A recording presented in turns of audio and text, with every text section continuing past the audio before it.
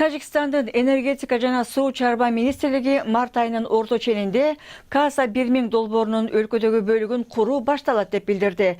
Долбоорго ылайык Кыргызстан менен Тажикстандан Пакистан менен Афганистанга электр энергиясын экспорттоо үчүн электр линиялары курулат. Тажикстан курулушту баштап жаткан экен, Кыргызстан качан киришет? Бул суроо менен мурдаракта Кыргызстан улуттук электр тармагы акционердик коомунун долбоорду ишке ашыруу боюнча тобунун жетекчиси Райымкулов Рустамбекке кайрылдык. Кыргызстандын аймагында 450 километр чакырымдай линия каралган. Андан тышкары существующий баягы подстанция Датканын ичинде 500 киловольттук ячейка куруу каралган.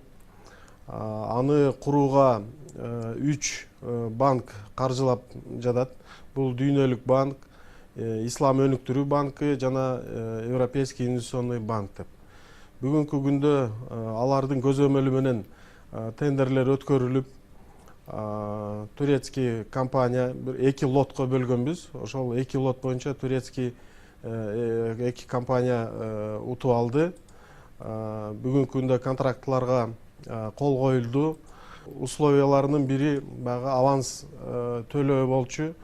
Ошол акыркы аткаруусу турат. Буюрса ошол авансын төлөсөк контракт күчүнө кирет дагы, анан проект жумуштары башталат. Бул Каса долбоорунун Кыргызстан үчүн артыкчылыктары кандай? Бул жана жогоруда айтылган кредиттик акчаларды кайра кайтаруу боюнча бул жана Афганистан менен Пакистанга экспортко кете турган электр энергиянын эсебинен жабылат. Андан тышкары бул электр энергия миллиондон 1,5 миллиард киловатт саатка чейин каралган электр энергия бул жайкысын гана берүүгө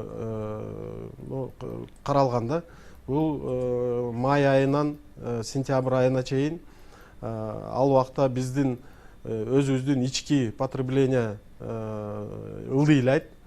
Ошондо как бы экспортный потенциалыбыз көбөйөт да. И ал жерге Кыргызстандын ички тарифтерине караганда жогору баада сатылат. Кыргызстандын өзүнүн электр муктаждыгын ойдогудай камсыздоого жете элек эмеспи? Бул долбоордо өз милдетин кандай аткарат болду экен? Бул боюнча национал улуттук электр тармактар ишканасы только баягы транспортировка жеткирүү милдетин гана алган. Ал эми экспорттоо милдетин биздеги электрический станция ачык акционердик коомуна жүктөлгөн. Бирок биздин билишибизче эң биринчи орунда биздин өзүбүздүн ички керектөөчүлөрдү камсыздап, андан кийинки гана артык электр энергияны экспорттоо каралган.